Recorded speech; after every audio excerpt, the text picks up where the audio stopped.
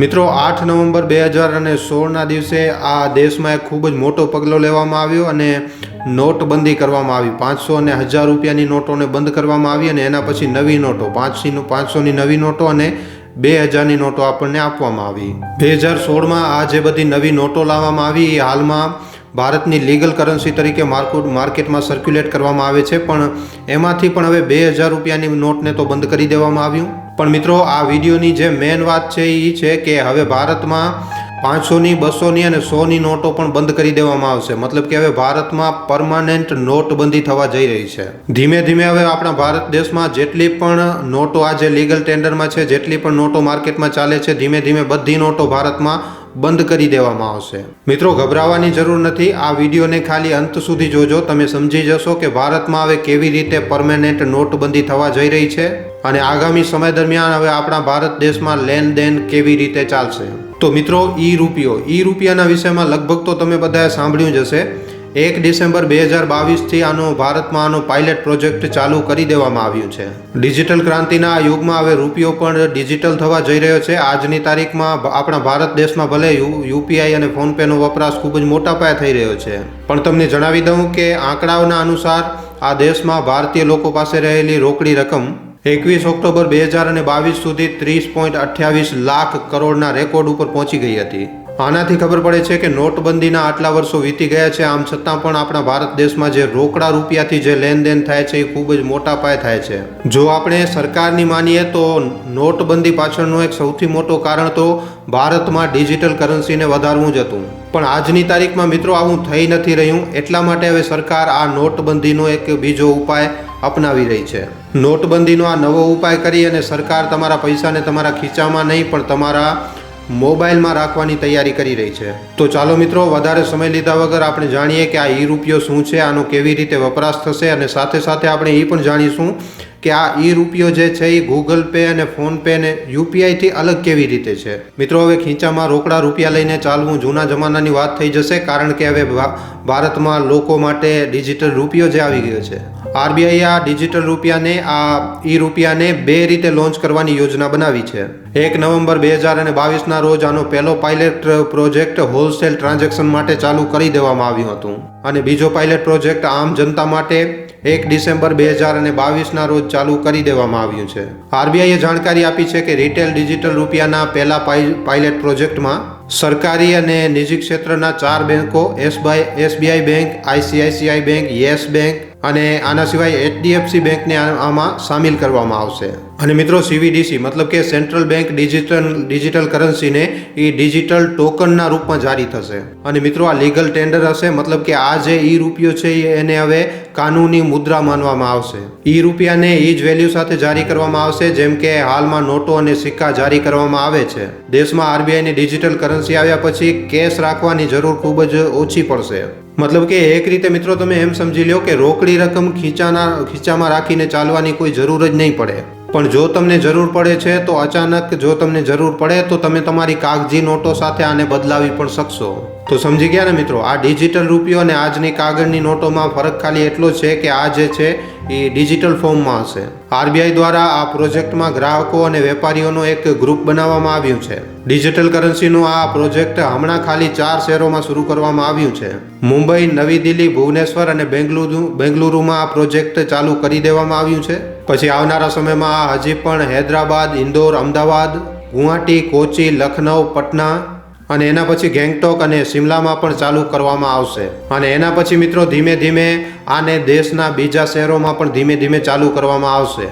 ઈ રૂપિયાનો ડિસ્ટ્રીબ્યુશન બેંકોમાંથી જ ગ્રાહકોને કરવામાં આવશે અને ડિજિટલ વોલેટની મદદથી આ એક વ્યક્તિથી બીજા વ્યક્તિની વચ્ચે લેનદેનમાં વાપરવામાં આવશે.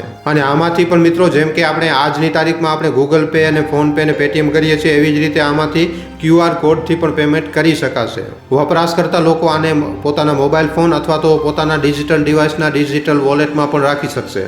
અને એકદમ સરળ રીતે ખાલી એક જ ક્લિક કરીને, જેમ કે આપણે આજની તારીખમાં ગૂગલ પે ને બધું વાપરીએ છીએ, એવી જ રીતે એક ક્લિકમાં જ આને પેમેન્ટ કરી શકાશે.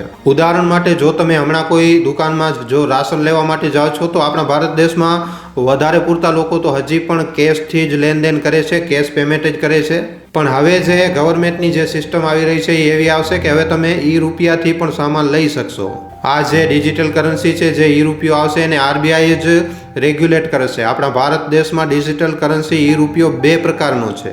પહેલો તો છે હોલસેલ ડિજિટલ કરન્સી અને બીજો છે રિટેલ ડિજિટલ કરન્સી. શરૂઆતમાં 1 નવેમ્બરથી હોલસેલ સેગમેન્ટ માટે આની શરૂઆત કરવામાં આવી હતી.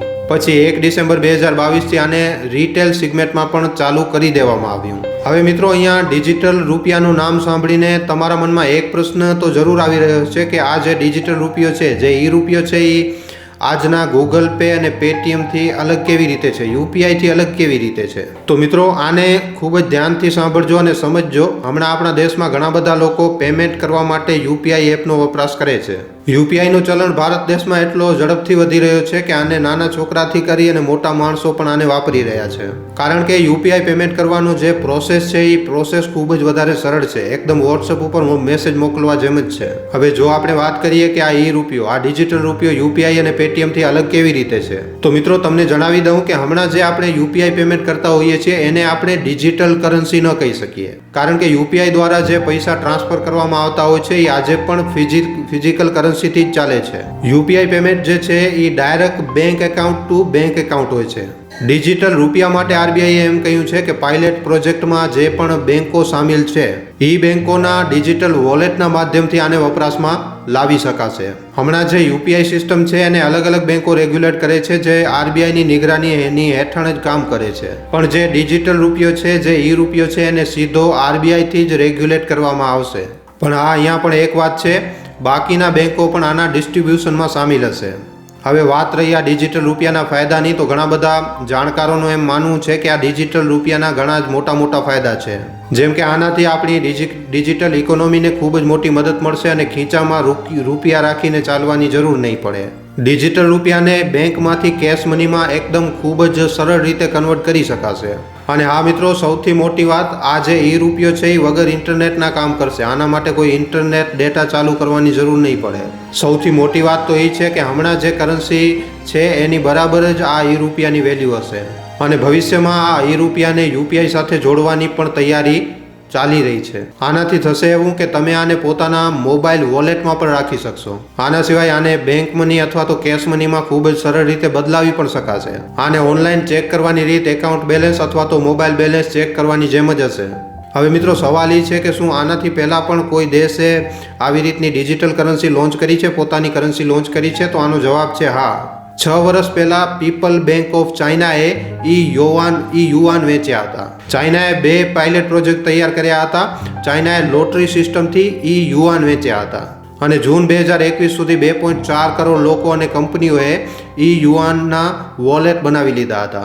વર્ષ 2025 સુધી આ ડિજિટલ યુઆનની ચીની ઇકોનોમીમાં જે હિસ્સેદારી છે એ લગભગ વર્ષ 2025માં મિત્રો 9થી 10% થઈ શકે છે. અને જો આવું થયું તો ચીન આખી દુનિયાભરમાં સેન્ટ્રલ બેંકના ડિજિટલ કરન્સી લોન્ચ કરવાવાળો સૌથી પહેલો દેશ બની જશે. તમને જણાવી દઈએ કે જાન્યુઆરી 2021માં બેંક ઓફ ઇન્ટરનેશનલ સેટલમેન્ટે આ બેંકે જણાવ્યું હતું કે હમણાં દુનિયાના 86%થી વધારે બેંક ડિજિટલ કરન્સીનો વપરાશ કરી રહ્યા છે.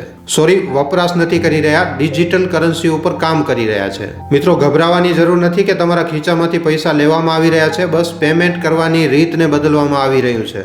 માટે આજે આગામી સમય દરમિયાન જે ભારતમાં ઈ રૂપિયો આવવાનો છે એનાથી ગભરાવાની કોઈ પણ જરૂર નથી. અને ધીમે ધીમે મિત્રો, આ સિસ્ટમ જ્યારે આખા દેશભરમાં લાગુ થઈ જશે, બધા લોકોને આ સિસ્ટમ આવડી જશે, તો મિત્રો લગભગ એવું બની શકે કે પછી નોટોની કોઈ જરૂર જ નહીં પડે. માણસને નોટો રાખવાની કોઈ જરૂર જ નહીં પડે. અને જો પછી કોઈ લોકો નોટો રાખશે જ નહીં તો આવી રીતે ભારતમાં પછી એકદમ પરમાનન્ટ નોટબંધી થઈ જશે. કારણ કે બધા લોકો જે છે એ ડિજિટલ કરન્સીનો જ વપરાશ કરવા લાગશે. તો મિત્રો, ડિજિટલ કરન્સીનો આ વિડીયો તમને કેવો લાગ્યો અને આના ઉપર તમારા શું અભિપ્રાય છે, તમારા શું વિચાર છે, અમને નીચે કોમેન્ટ સેક્શનમાં લખીને જરૂર જણાવજો. મિત્રો, તમારા માટે એક સારા વિષય ઉપર વિડીયો બનાવવામાં અમને ઘણો જ સમય લાગી જાય છે. માટે આ વિડીયોના બદલે અમે તમારા પાસેથી એક લાઇક અને એક શેરની આશા જરૂર રાખીએ છીએ. કારણ કે તમારી એક લાઇક અને એક શેર અમને આવા જ જાણકારીસભર વિડીયો બનાવવાની પ્રેરણા આપે છે. માટે જો આ વિડીયો તમને પસંદ આવ્યો હોય તો આ વિડીયોને લાઇક કરીને તમારા મિત્રો અને પરિજનો સાથે શેર કરવા ખાસ વિનંતી. અને જો તમે અમારા ગુજરાતી દુનિયા નામના યુટ્યુબ ચેનલ ઉપર પહેલીવાર આવ્યા છો તો હમણાં જ આ ચેનલને સબસ્ક્રાઇબ કરી લેજો, સબસ્ક્રાઇબ કર્યા બાદ બાજુમાં જે બેલ આઇકન જે ઘંટડીનું નિશાન આવે એને દબાવી નાખજો, જેનાથી અમારા દરેક વિડીયોની જાણકારી તમને નોટિફિકેશનના માધ્યમથી મળતી રહે। આખો વિડીયો જોવા બદલ આભાર। હવે આપણે મળીશું એક આવા જ નવા જાણકારીસભર વિડીયોમાં। ધન્યવાદ।